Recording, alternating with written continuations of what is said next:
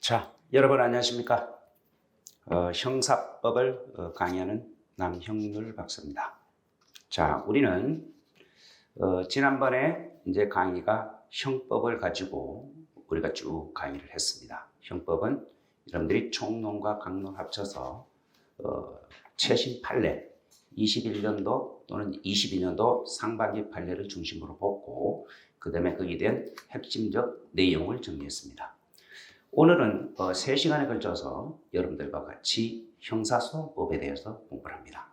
형사소송법에 대해서는 여러분들 아시다시피 내가 첫날 강의를 할 때 이번에 2022년도 경우 변시 나온 거 지문을 전부 다 분석을 했을 겁니다. 그래서 형법과 소송법을 비교해 봤을 때 결국 형법보다는 좀 비중이 낮죠. 그래서 그 중요한 포인트 그리고 최신 판례가 뭐 나온가 그거만 이제 간단하게 형법을 집중적으로 하고 형사소송법에 대해서는 제가 보기에 한 써머리만 했던 것 같습니다. 자, 그럼 오늘은 형사소송법에 대해서 공부를 합니다. 형사소송법에 여러분들이 이제 유인물을 가지고 있을 텐데 유인물은 2022년도 5월 9일 날 흔히 말하는 검수완박이라는 그런 계기를 통해서 많이 형사소송법이 개정됐습니다. 그 개정된 부분을 앞에 수록을 했고 그 다음에 또 2021년도, 22년도 아주 핵심적 판례가 하나 있어요. 2021년도 11월 18일에 선고된 대법원 전원 합의체 판결, 압수수색과 관련된 판례가 있고 그 다음에 2022년도 1월 27일 날 판례가 선고되겠는데 이게 흔히 하는 말은 조국 교수 부인 정경심 씨 사건에 대한 판례. 그것이 어떤 차이점이 있는지 이걸 우리는 살펴보고 그 다음에 오늘은 전문법칙과 관련돼서 여러분들이 정법 파트에서 가장 어렵게 생각하는 전문법칙에 관련된 것을 기본적인 개념 정립을 하면서 강의를 마무리하겠습니다. 자, 먼저 형사소송법이라고 여러분들 다 아실 거예요. 처음 하시는 분들은 아니기 때문에.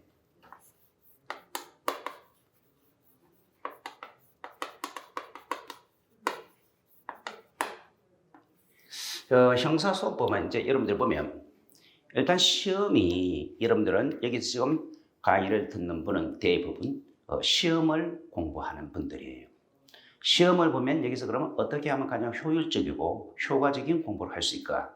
이걸 제가 해야 될 의무라고 생각합니다. 여러분들은 항상 내가 말씀드리지만 제가 학교에서도 얘기합니다. 여러분들은 학문을 하기 위한 사람들이 아니고 오직 시험, 즉 선택형 아니면 사례 문제, 케이스를 해결하는데 문제 해결 능력을 배우는 것이 바로 여기 본 강의라고 얘기할 수 있습니다. 그러면 먼저 우리가 변호사 시험에서 어떤 문제가 출제되고 우리는 어디에서 형사소송법은 결국은 준비를 해야 되고 강약을 정해야 될까라고 하는 것을 여러분들과 같이 한번 공부해 보겠습니다. 먼저 형사소송법은 여러분 다 아시다시피 형사 절차를 규정하는 겁니다.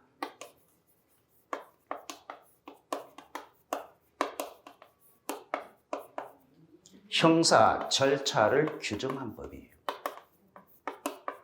그러면 이 형사 절차가 여러분 다 아시다시피 뭐죠?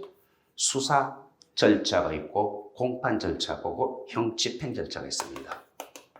수사 절차, 그 다음에 공판 절차,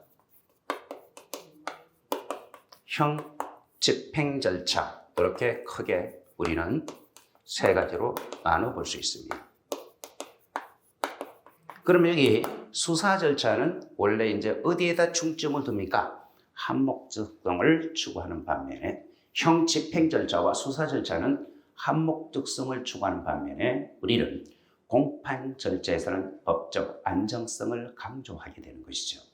그러면 여러분들이 이제 공부를 합니다. 형사소송법은 형사소송법 잘못하면 뜬구름을 잡을 수도 있어요. 만약에 초신자들은 결국은 형사소송법이 이게 미로 같습니다. 이건 절차법이기 때문에 어느 흐름을 파악하는 것이 매우 중요하지 그냥 딱딱 떨어져서 저 공부를 해서는 이건 굉장히 힘들어집니다. 그렇기 때문에 이 수사 절차, 형집행 절차, 그 다음에 공판 절차, 이와 관한 것들을 정리 한번 해보겠습니다. 자, 그러면 수사가 시작되면 요즘 워낙 조사에 많이 문제가 되는 수사 기간부터 시작해서 수사의 요런보다 사법경찰 간의 수사권 우리가 주체가 되는 거 하고 이번에 이제 문재인 정부 들어서고 그다음에 요 최근에 너무나 이쪽이 수사 파트에서 문제가 많이 됐던 겁니다. 그래서 이제 이게 우리는 수사 절차는 수사에 이제 우리는 제일 처음에 우리는 단서가 있습니다. 수사의 단서에서 이제 우리는 가장 대표적인 것이 우리는 수사의 단서는 고소, 고발, 자수 뭐 이런 것들이 있는데 이 중에서 가장 핵심적인 것이 바로 여러분 고소 파트입니다. 고소 파트가 매우 중요합니다. 이 고소 파트는 선택형뿐만 아니라 사례 문제도 많이 출제가 돼요. 그래서 특히 여러분들 고소의 어떤 보다 절차라든지 고소의 불가분의 원칙, 고소의 취소 이와 같은 부분이 나오는데 매우 중요합니다. 그래서 이거를 사례를 가지고 여러분들은 고소의 불가분의 원칙, 고소의 불가분의 원칙이라든지 아니면 고소의 취소와 관련돼서 여러분들이 같이 정리를 잘 하셔야 돼요.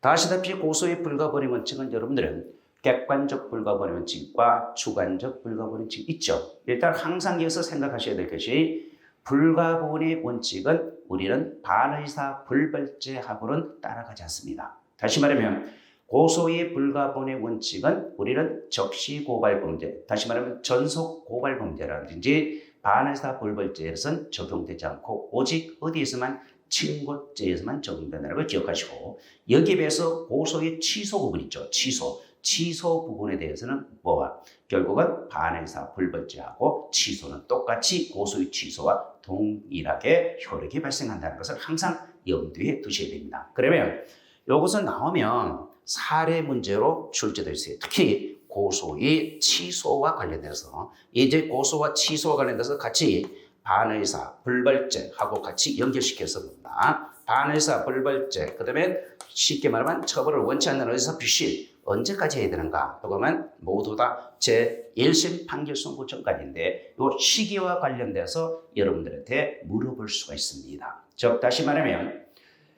고소에 있어서 여기 이제 사례로 나올 수 있는 공범의 문제. 한 사람은 제1심 판결 선고가 됐고 그 다음에 선고돼서 항소심의 계류 중인데 한 사람은 아직 공범자 중 한 사람은 아직 1심의 계류 중입니다.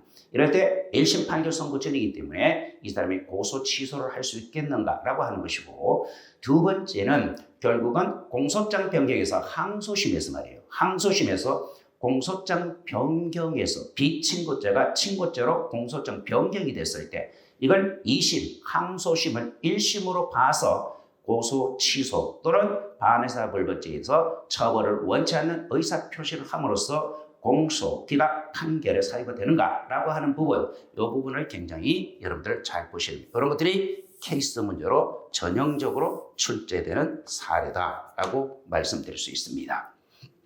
다른 건 그게 안 되고 그 다음에 이제 우리는 수사의 기본 원칙에 있어서 우리는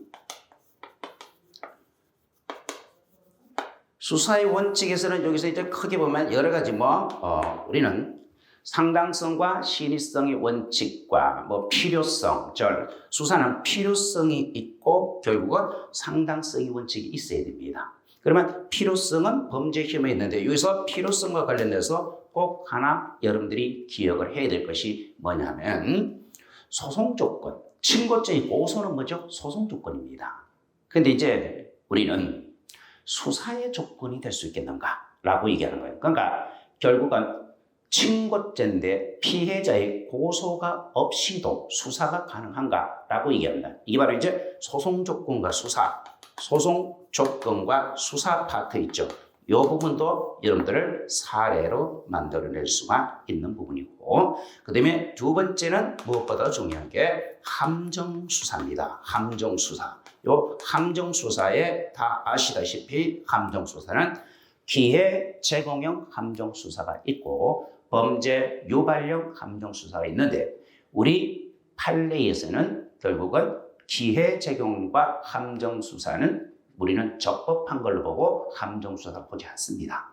그러니까 우리 범죄 유발령만 위법한 함정수사로 보고 이것이 이제 적법성 여부를 따져야 되고 두 번째는 그것이 위법한 함정수사로 수집된 증거에 대해서 증거는 인정 여부를 따져야 되고 만약에 검사가 기소했을 때는 법원에서 어떤 조치를 취해야 되겠냐. 이걸 일목요연하게 여러분들보다 정리를 해놔야 됩니다. 그러니까 이런 부분에 대해서 눈여겨보시면 좋겠다라고 얘기합니다. 자, 그다음에 이제 수사 파트에서 이제 이렇게 됩니다. 그다음에 두 번째 수사에 거기서 우리는 수사대는 임의 수사가 있고 다 아시다시피 임의 수사가 있고 뭐죠? 강제 수사가 있는 겁니다. 임의 수사가 있고 강제 수사가 있는데 요 임의 수사는 다 아시다시피 피해자 신문과 참고인 조사가 있습니다. 신문 조사와 피해자 신문과 참고인 조사가 있는데 이쪽 부분에서는 크게 뭐죠? 피해자 신문과 관련돼서는 사례로 문제가 만들어지기가 좀 힘듭니다. 이런 건 조문 위주로 출제가 될 수, 선택형으로는 출제가 될 수 있지만 결국은 사례 문제로 만들기는 약간 어려운 부분 중에 하나고 그 다음에 여기서 강제 수사에 있어서 강제 수사에서는 여러분들이 대인적 강제 처분이 있고 대인적 강제 처분과 그 다음에 대물적 강제 처분이 있을 때 여러분들은 여기 이제 대인적 강제 처분이 체포라든지 또는 긴급 체포라든지 그 다음에 현행범 체포라든지 또는 구속이 있습니다. 체포, 긴급 체포, 현행범 체포, 구속 이런 게 있는데 여기서 이제 체포와 긴급 체포, 현행범 체포, 구속 있는데 이 부분을 여러분들이 가장 뭐가 될까요? 사례 문제라기보다는 이런 부분에 대해서는 뭐로 잘 아셔야 되느냐 하면은 선택형 문제로 잘 출제가 됩니다. 이쪽엔 판례도 많이 안 나와요. 판례도 그렇게 많지 않고 선택형 문제로 잘 정리해야 되는데 이걸 우리는 이렇게 정리하시고 이걸 이제 대인적 강제 처분입니다. 그러면 이 대인적 강제 처분이 끝나면 이것이 이제 해방된다. 이거는 체포와 구속으로 보다 인신 구속하는 거예요. 그러면 여기서 해방 방법이 바로 여러분들 다 아다시피 체포, 구속, 적부심사라고 하는 것이 있고요. 그 다음에 우리는 구속 집행정지라고 하는 것이 있고 그 다음에 구속 취소라고 하는 것이 있습니다. 구속 취소 그 다음에 우리는 보석 이런 것들은 전부 다 뭐죠? 우리는 결국은 해방시키는 방법이에요. 체포, 구속, 적부심, 구속, 취소, 보석 이렇게 있다고. 그러면 여기 피의자 신문에서 공부하실 때는 여기 한가요. 피해자 신문을 공부할 때는 다른 몰라도 이 정도는 좀 정리 하나 할 필요가 있어요. 뭐가 되느냐라고 한다면 피해자 신문 시 변호인 참여권이 있습니다. 피해자 신문 시 변호인 참여권과 관련돼서 변호인 참여권과 관련돼서 여러분들이 하나 눈여겨보셔야 되겠고 피해자 신문 시 변호인 참여권 그 다음에 이제 우리는 체포, 긴급체포, 현행체포, 구속 이렇게 있는데 그리고 대물적 강제처분으로서 이것이 요사이 가장 핫한 겁니다. 대물적 강제처분이 바로 압수, 수색, 그 다음에 검정입니다. 근데 이제 압수, 수색, 검정과 관련 여기 이제 강제처분에서 가장 시험에 많이 나오는 부분이다라고 볼 수가 있어요. 특히 여기 이제 대인적 강제 처분에 어느 정도 체계를 좀 잡아볼 필요인데 이것이 뭡니까? 자, 보세요. 통상 체포가 있습니다. 그 다음에 뭐 있죠? 긴급 체포가 있어요. 그 다음에 현행범 체포가 있습니다. 그 다음에 여기서 이제 어디로 가죠? 결국은 피의자 구속이 됩니다. 피의자 구속과 그 다음에 피고인 구속이 됩니다. 이 흐름을 하나 파악하면 여러분들이 형사소송법을 강제처분, 대인적 강제처분을 이해하는데 좀 요긴하게 써먹을 수 있고 이 부분은 뭐죠? 선택형과도 밀접한 관련이 있는 겁니다. 그러면 여기 긴급체포와 현행범 체포의 차이점은 뭡니까? 공통점은 뭡니까? 이거는 사전에 영장이 필요 없다는 거지요. 사전 영장이 필요 없는 것이고, 그 다음에 체포는 통상 체포여서 우리는 사전에 영장을 요한다. 사전 영장이 있어야 된다라고 얘기하는 겁니다. 그리고 그러면 여기서 피의자 구속이라는 게 있고 피고인 구속이 있습니다. 여러분, 피의자는 체포는 있지만 피고인 체포는 없어요. 구속은 뭐죠? 피의자 구속과 피고인 구속의 문제가 되는 것이죠. 자, 그렇다면 여기서 우리는 체포, 긴급체포, 현행범 체포를 한 이후에 피해자를 구속하고자 합니다. 요 피해자 구속과 그 다음에 피고인 구속이 있어요. 그러면 피의자 구속과 피고인 구속의 근본적인 차이점이 뭡니까? 피의자 구속은 당연히 검사가 영장을 뭐한다? 청구해서 영장 청구해서 결국은 지방법원 판사로부터 법관으로부터 영장을 발부받아야 되는 겁니다. 그리고 이때 여기 영장은 피해자의 구속영장은 뭐가 되죠? 결국은 허가장적인 성격을 지닌다는 것이 판례 입장이에요. 허가장의 성격을 지니고 있다. 여기에 비해서 피고인 구속은 다 아시다시피 피고인 구속은 법원에 뭐죠?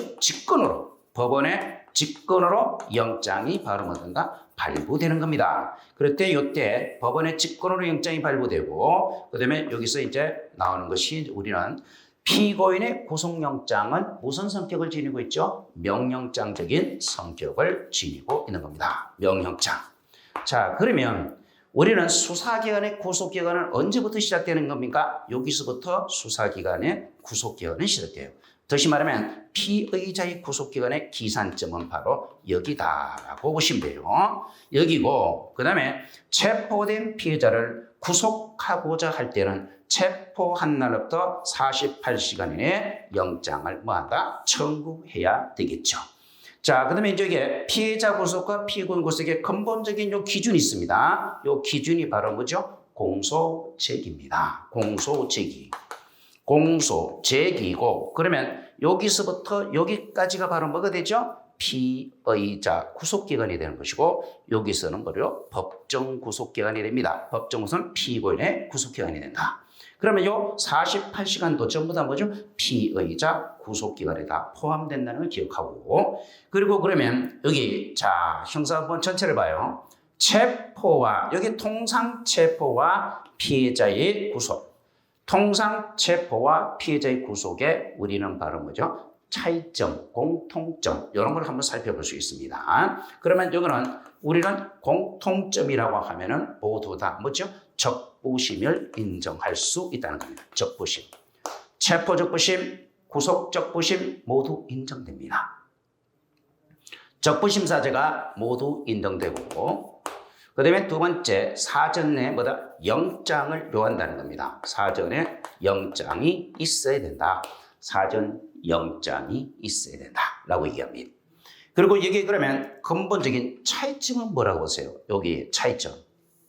여기 요거가 이제 근본적인 차이점은 우리는 영장의 성격이 다릅니다.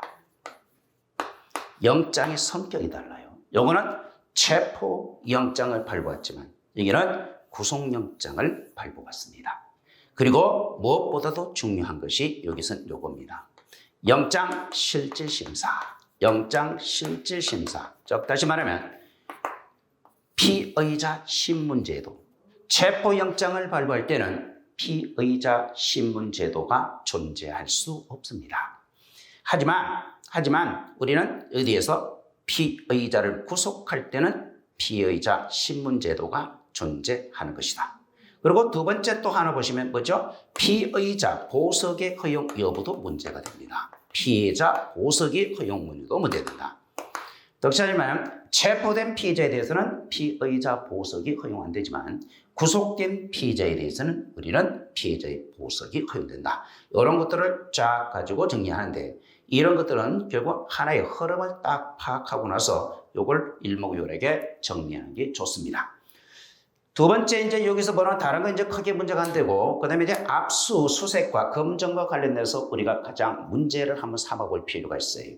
그러면 여기 압수수색 검정에 있어서는 우리는 무엇보다도 중요한 게 이것은 결국은 압수의 뭐가 될까요? 대상. 압수수색의 대상. 근데 이게 바로 이제 사건과 관련성이 있어야 되고, 그 다음에 뭐죠? 인적 관련성이 존재해야 돼요. 그러니까 결국은 혐의 사실과 관련성이 있어야 되고, 그 다음에 인적 관련성이 있는데, 요와 관련돼서 판례가 요사이 많이 쏟아집니다. 이것과 결부시켜서 여러분은 또 중요하게 보여야 될 것이 이 압수수색에서는 뭘 보시냐라고 하면 형사소송법 제216조부터 제216조까지 216조, 217조 여기 뭡니까? 영장주의 예외입니다. 영장주의 예외와 관련돼서 이거는 아주 사례로 많이 출제가 됩니다. 그래서 영장주의 예외와 관련돼서 우리는 잘 이해를 하셔야 되고, 그리고 수사는 원칙적으로 뭐 하죠? 공소 제기 전에 하는 걸 원칙이죠. 근데 이제 우리는 공소 제기 이후에도 수사가 가능한가? 공소 제기 이후에 검사가 공소 유지를 위해서 과연 수사가 가능한가라고 했을 때 우리는 원칙적으로 공소 제기 전에는 뭐가? 임의 수사는 가능하지만 강제 수사는 불가능합니다. 그래서 그와 관련된 뭐죠? 여기 공소 제기 이후에 수사가 가능한가? 이 부분에 대해서는 케이스 문제, 사례 문제로 자주 언급이 될 수 있습니다. 이런 부분을 집중적으로 보셔야 되지 않을까라고 생각합니다. 그 다음에 이제 요게 이제 우리는 결국 이렇게 요과 관련돼서 정리하시고, 그 다음에 이제 우리 여러분들이 또 이제 뒷장으로 이제 넘어가시면 생각을 해볼 수 있는 것이, 이거는 수사기관에 의한 강제처분입니다.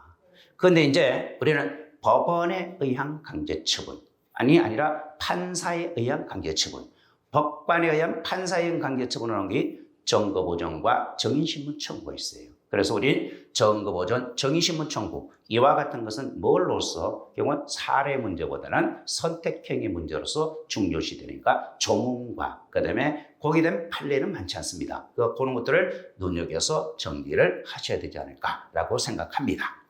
그다음에 이제 검사가 그다음에 이제 그러면 수사가 이제 종결되죠. 그러면 이제 수사의 종결해서 여러분들 이제 아시다시피 법이 뭐든 자 많이 이제 사법경찰과도 뭐죠? 사법경찰과도 독자적으로 불송치 결정을 내리고 수사의 종결권을 인정하고 있습니다. 그렇기 때문에 그런 부분에 대해서 여러분들 새롭게 개정된 내용 같은 거 이런 것들은 반드시 정리를 해놓을 필요가 있어요. 그리고 이제 검사가 공소를 제기합니다. 그럼 이제 공소가 제기되고 그 다음에 또 이제 여기서 중요하게 보는 것이 여러분들이 결국은 공소시효제도 같은 것도 눈여겨볼 필요가 있어요. 공소시효의 제도의 예외 규정이라든지 공소시효가 배제되는 거 있죠. 그 다음에 공소시효이 배제되는 거, 공소시효의 효과, 그 다음에 공소시효의 공범과의 관계 이런 부분에 대해서 중점적으로 공부를 해 놓으셔야 되지 않을까라고 생각합니다. 자, 그 다음에 이제 검사가 그러면 뭐 하죠? 결국은 수사를 종결했어요. 그러면 검사가 공소를 제기한 겁니다. 공소 제기하는데요. 여기 이제 보면 이렇습니다.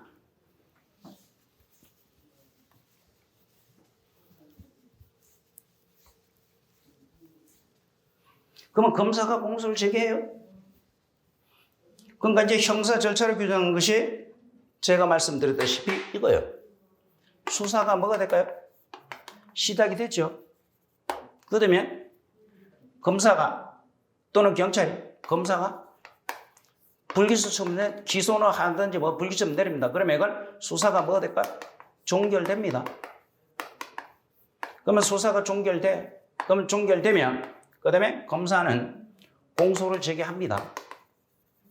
그럼 공소 제기하면 공판 절차를 거쳐요.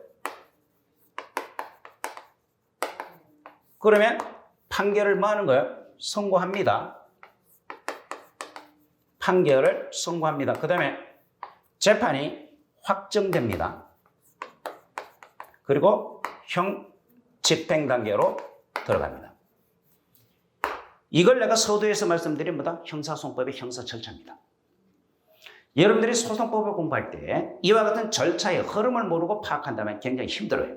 그러니까 이게 절차가 어떻게 되냐. 이제 수사가 시작된 거, 요거를 이제 여러분들이 아까 봤어요. 수사의 시작은 아까 뭐죠? 결국은 수사의 기본 원칙이 있고 임의수사가 있고 강제수사가 있고 그죠?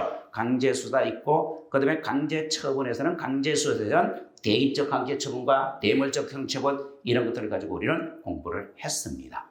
그러면 이제 여기 수사의 종결, 다시 말하면 검사가 수사를 종결한다. 또는 사법경찰이 수사를 종결한다. 그러면 수사를 종결했을 때 이 종결에 불복종할 수 있는 거. 불복 방법이 뭐냐? 불복 방법이 뭐냐라고 하면은 여기서 이런 것들은 잘 정리해야 되죠. 수사의 불복. 그러니까 검사가 말이에요. 수사를 종결하면서 범죄 혐의가 있다면 뭐 하면 될까요? 공소를 제기하면 되겠죠. 근데 범죄 혐의가 인정 안 되고 결국은 기소를 해도 공소 유지가 불가능해요. 그렇게 쉽게 말하면 유죄를 입증할 자신이 없으면 결국은 증거가 불충분하든지 이러면 불기소 처분을 내리면 됩니다. 그러면 여기서 검사가 불기소 처분을 내렸을 때 불복 방법이 무엇일까? 이런 부분도 눈여겨보셔야 돼요. 불기소 처분을 냈을 때 불복 방법. 여기서 대표적인 게 검찰 항고와 뭐죠? 재정 신청이 존재합니다. 검찰 항고와 재정 신청. 이것은 특히 여기서 재정 신청 부분 있죠. 이 재정 신청 부분에 대해서 놓치지 말고 내용이 상당히 많을 겁니다. 이런 부분은 잘 이해를 하고 정리를 해 놓으셔야 돼요. 근데 여기서 재정 신청 부분에 대해서는 크게 판례가 많지는 않습니다. 판례는 많지 않고 이런 것들은 전부 다 나오면 선택형의 문제로서 뭐죠? 조문 위주로 우리 여러분은 선택형으로 출제될 개연성이 높다라고 말씀드릴 수 있어요.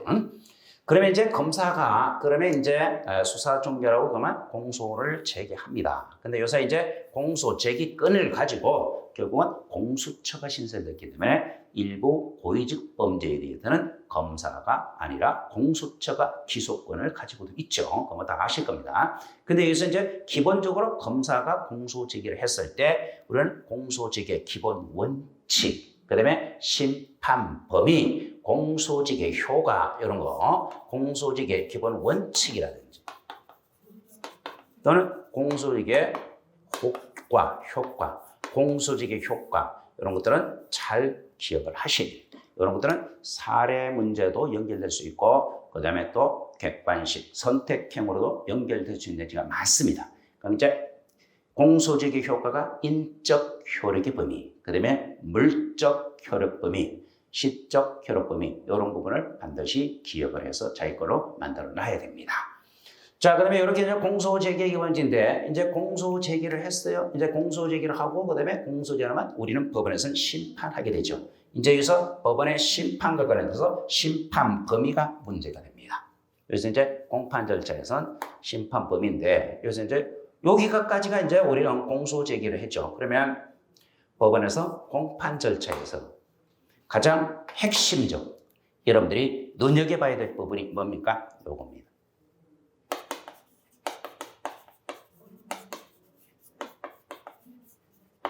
공소장 변경 제도예요.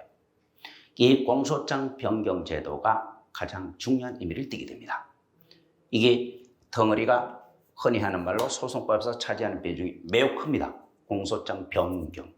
그러니까 공소장 변경에 특히 공소장 변경의 필요성은 다른 말로 말하면 요구. 공소장 변경은 요하냐 되는 필요성, 요구. 그다음에 공소장 변경의 한계 이런 것들. 그다음에 절차상으로서 우리는 공소장 변경을 할 때 우리는 원칙적으로 검사가 신청을 해서 법원의 허가를 받아야 됩니다. 이때 법원의 허가가 판례상 의무냐 재량이냐라고 하는 것이고 두 번째 법원에서 소장 변경을 검사에게 요구할 수 있어요. 요구했을 때 이게 검사가 결국 요구했을 때 이 요구가 법원의 요구가 의무냐 재량이냐라고 하는 부분을 판례로 정리하시고 그다음에 법원에서 소장 변경을 검사에게 요구했을 때 우리는 검사는 거기서 복종할 의무가 있느냐라고 하면 학설이 우리는 권고적 효력성, 그다음에 명령적 효력설 이런 것들이 있죠. 그래서 이제 그런 것들을 우리는 다 암기를 했다가 그런 것이 사례가 나오면 그걸 전부 다 학설을 길게는 안 이르더라도 한두 줄은 언급을 해줘야 됩니다. 그래서 보면 아무리 변시가 요새 막 학설이 뭐든 다 중요시 않다. 그 다음에 학설이 필요가 없다라고 하지만 주관식은 그렇지 않습니다. 여러분 선택형은 대부분 보면 여러분들 거의 뭐다 90% 정도가 뭐죠? 판례로 형법 같은 것도 나오더라고요. 그러니까.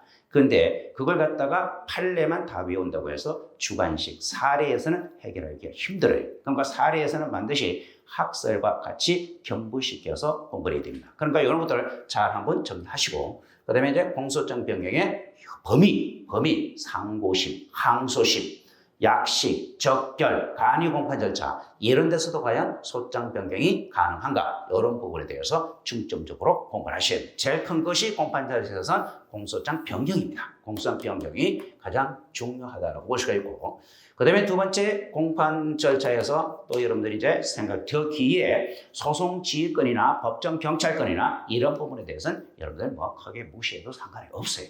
그리고 이제 여러분들 공판 절차에서 공판 준비 절차, 공판 기일 절차가 있죠. 공판 준비 절차가 있고 공판 기일 절차가 있는데 여기서 이제 조문을 좀 보시면 되는데 특히 공판 기일 절차에서 여기서 우리는 뭐 봅니까?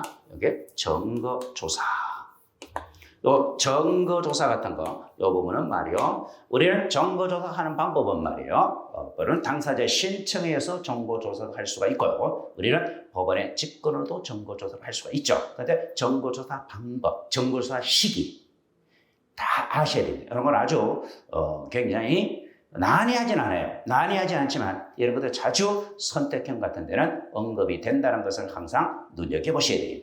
그리고 이제 증거조사가 있고 그다음에 증거조사 일환으로 나오는 게 바로 뭘까요? 정인신문인데 정인에 있어서 정인의 적격, 정인 적격, 그다음에 정인의 의무, 정인의 권리. 요 중에서 사례 문제로 시험에 출제될 수 있는 게 하나 있어요. 여기서 사례 문제로 출제되는 가장 강력한 것이 바로 뭐죠? 우리는 피고인입니다. 피고인이 과연 정인이 될 수 있겠는가라고 하는데 원칙적으로 피고는 정인이 될 수 없어요. 그런데 이제 문제는 공동피고인입니다.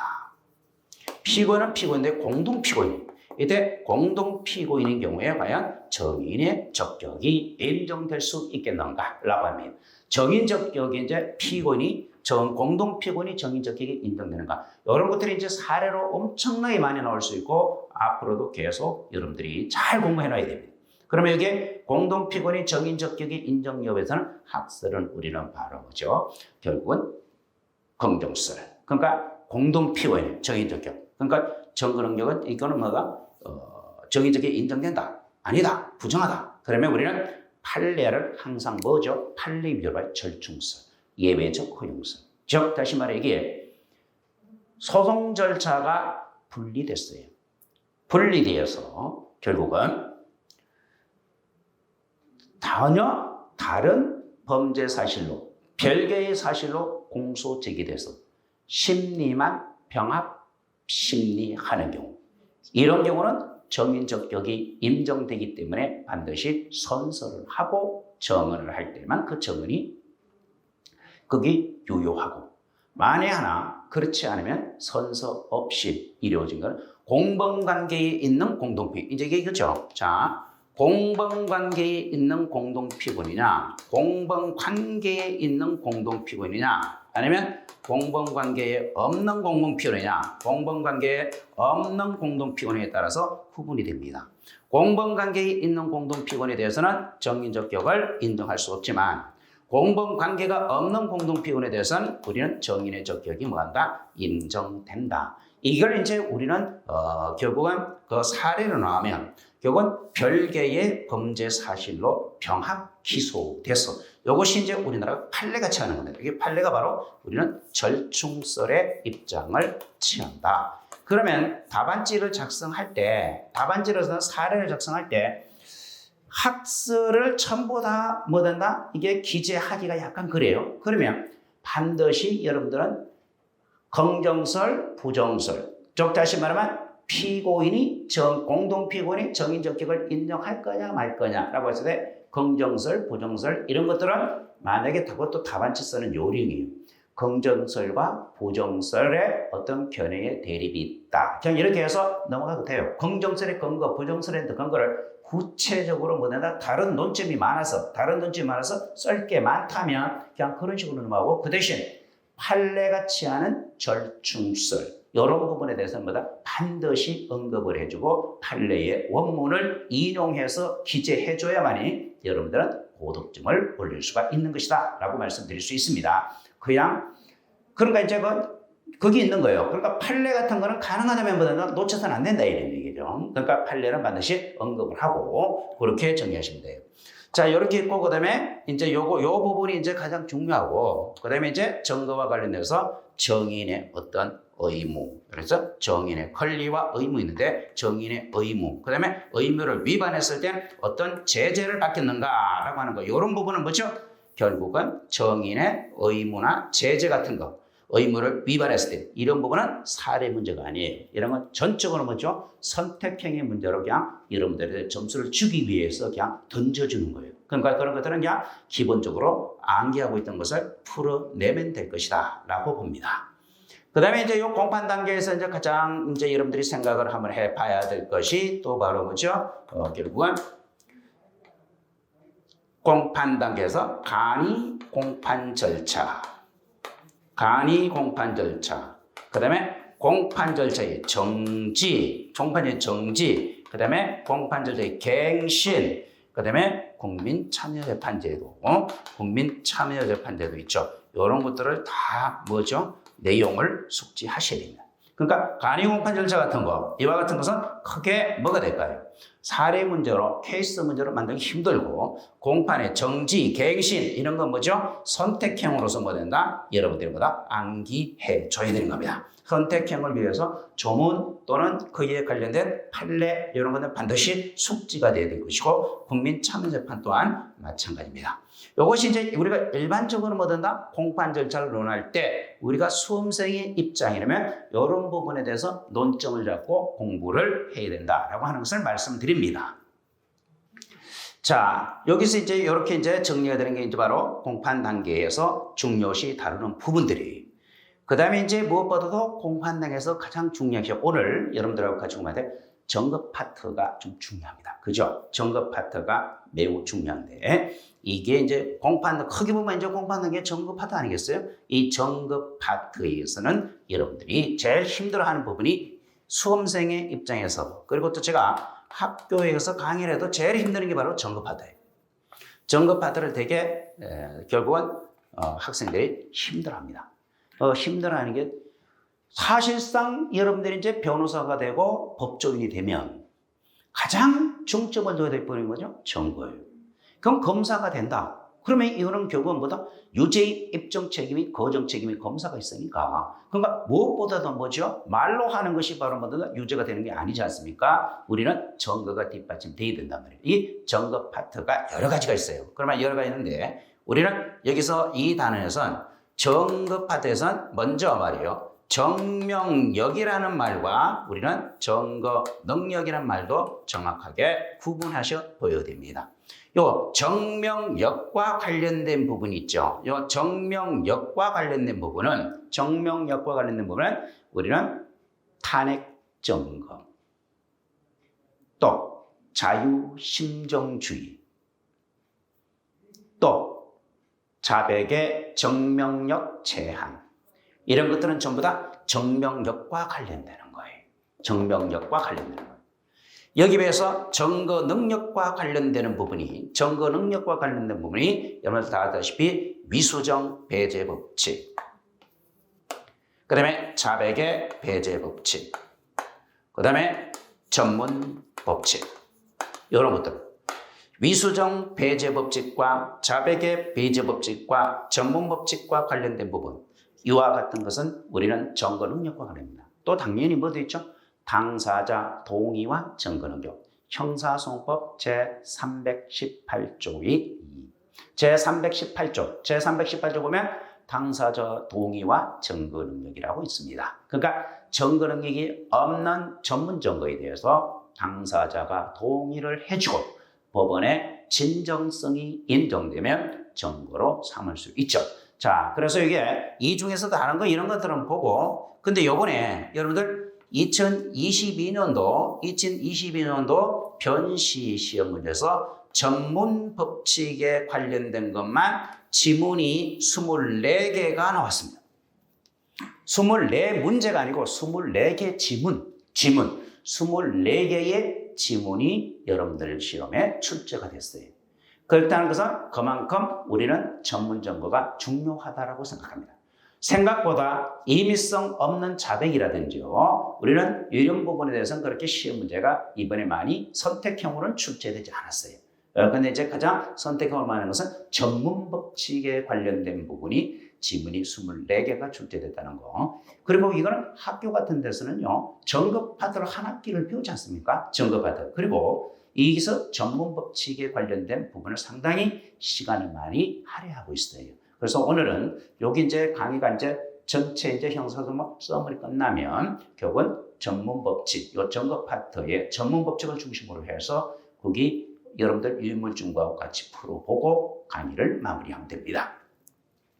그래서 이 전문 법칙과 관련되고, 그 다음에 또한 여기서 정명력과 관련돼서 여러분들 잘 알아야 되는 것이, 자, 뭐죠? 자유심정주의. 이번에 보니까 자유심정주의와 관련돼서 지문이 뭐죠? 4개가 출제됐어요. 여러분의 선택형 경우는 지문이 4개가 출제됐고, 그 다음에 자백의 보강법칙, 이런 거, 자백의 보강법칙과 관련되는 거. 요 자백의 보강법칙과 관련된 것은 뭐죠? 이건 사례가 나오면 케이스로 나옵니다. 시험 문제가. 케이스로 자백의 보강법칙은 나올 수가 있어요. 그러면 이게 케이스로 나오면 어디에다 이제 이런 걸 중점 두느냐? 라면 공범자의 자백. 공범자의 자백. 과연 공범자가 자백했을 때, 과연 그것이 외부에서 보강 증거를 요하냐, 요하지 않느냐. 필요설, 불요설. 이렇게 이제 이런 것들이 있고, 그 다음에 보강 증거의 자격. 보강 증거의 자격. 우리는 증거 능력이 있고, 독립된 증거이어야 되고, 이런 것들을 자백의 보강 법칙과 관련해서는 여러 번 말을 안 해도 여러분들은 뭐죠? 정말로 공부를 잘 하셔야 됩니다. 이렇게 이 부분 중요합니다. 그 다음에 전문 법칙 아까 말씀드렸다시피 매우 중요하고, 그 다음에 이제 여기 또 이제 우리는 탄핵 증거, 요것도 탄핵 증거 같은 거 이런 것들도 눈여겨서 보셔야 되지 않을까라고 생각합니다. 탄핵 증거도 매우 중요한 의미 띠입니다. 현행 형사소송법 318조 2. 318조 2에 보면 탄핵 증거. 정명력을 다투기 위한 증거가 탄핵 증거죠. 이때 탄핵 증거의 경우 탄핵 증거로서 우리는 증거 능력이 이게 뭐 되느냐 안 되느냐. 그리고 특히 거짓말 탐지기를 사용한다. 영상 녹화물 같은 것. 이런 것들이 탄핵 증거의 허용 여부에 대해서 여러분들은 꼭 정리를 해 놓으셔야 되지 않을까. 사실 여기까지가 이제 우리는 바로 뭐든죠. 여기 이제 증거 파트가 되고, 그 다음에 이제 이 중간에 들어간 게 여러분들이 뭐든다 재판이라고 있는데요. 이 재판 부분에서는 우리는 전국 재판과 전국전의 재판이라든지 뭐 이런 게 있어요. 크게 문제가 안 됩니다. 그런 건 속된 말로 해서 암기하면 돼요. 선택형으로 보면 이거는 케이스 문제로 나올 수 있는 건 별로 없어요. 다시 말하면 전국 재판, 형식 재판과 실체 재판 있고, 우리는 재판을 내용에 따른 분류, 그 다음에 기능에 따른 분류, 형식에 따른 분류 이렇게 쭉 나옵니다. 이럴 때 거기서 이제 우리된 것이 전국 재판, 유무죄 실체 재판, 유죄 판결과 무죄 판결, 그 다음에 형식 재판에 전국전의 재판 있고, 그 다음에 형식 재판에서 여러분들은 공소기각 결정, 공소기각 판결, 면소 판결, 관할 위반의 판결이죠. 이와 같은 부분에 대해서는 사유와 여기에 대한 판례 같은 걸 반드시 숙지를 해야만이 여러분들이 절대로 지금 이 강의를 들으신 분은 일단 법조인이 되려면 뭐가 돼야 될까요? 일단 시험에 붙어야 되겠죠. 그럼 시험에 붙기 위해서는 당연히 중요한 건 뭐냐? 사례 문제가 중요할 겁니다. 사례가 어렵고, 여러분들이 또 여기서 연습이 안 되신 분들은 사례를 써내려가기가 좀 힘들 겁니다. 왜? 쭉 이렇게 공부했으면 모를까? 그렇지 않고 그냥 뭐죠? 전공이 법학이 아니라든지 이렇게 되면 난생 처음 로스쿨 들어가서 답안지를 써봤을 학생도 계속 있어요. 그러니까 제가 아는 지인 중에 한 분이 아주대 어떤 로스쿨에 있는데 그 성함을 하면 이제 바로 이제 알 수 있는데요. 그러니까 처음에 이제 신입생들 와서 이렇게 손을 한번 들어보라 그러면 거의 30% 이상이 법학 통론도 한번 강의를 듣지 않았던 이런 사람들도 있다는 겁니다. 물론 지금 현재 베리타스에서 지금 공부하시는 분들은 그렇지 않을 겁니다. 왜? 그럼 이미 벌써 그건 다 학교를 졸업한 사람들이기 때문에. 하지만 개중에는 사례는 잘 쓰더라도 결국은 선택형에서 점수가 기본 점수는 반드시 받아야 돼요. 그러니까 너무나 기본 점수를 받는다 놓쳐서는 안 됩니다. 예를 들어서 저희들이 옛날에 과거에 공부할 때도 보면 옆에 이제 친구들 보면 내가 봐서는 얘는 굉장히 시험을 보다 공부를 굉장히 깊이 있게 잘해요. 그럼 언제든지 금방 붙을 것 같아. 시험에 2차 붙고 끝날 것 같아. 근데 이 친구는 깊이 있게 공부를 했지만 1차, 옛날에 이제 사시 같은 건 객관식이었죠. 1차를 못 붙습니다. 그게 예를 들어서 그 당시에 친구의 고수가 반사 불변체가 이거 가장 기본적인 거 아닙니까? 이런 부분을 가지고 놓쳐가지고 결국은 2차를 시험을 볼 수 없는 자격도 부여하지 못하는 경우를 나는 옆에서 봤어요. 그런 걸 보면 결국은 우리는 선택형이 쉽다고만 생각하시지 말고 놓쳐서는 안 돼요. 당연히 2차 사례 문제를 집중적으로 하되 선택형도 최신 판례라든지 아니면 논점되는 것은 반드시 여러분들보다 머리에 숙지를 해야만이 된다라고 하는 것을 말씀드리는 겁니다. 자, 그러면 이게 그래서 이제 이런 것들이 이제 우리는 정리가 되고 재판에 그러면 여기서 재판 부분요 중간에 재판 부분에 하나 생각할 것이 있어요. 사례 문제로 나올 수 있고 케이스 문제 하나 나올 수 있는 것이 여기서 나온 것이 뭐냐라고 한다면 요거는 하나 정리해야 됩니다. 뭐죠? 기판력.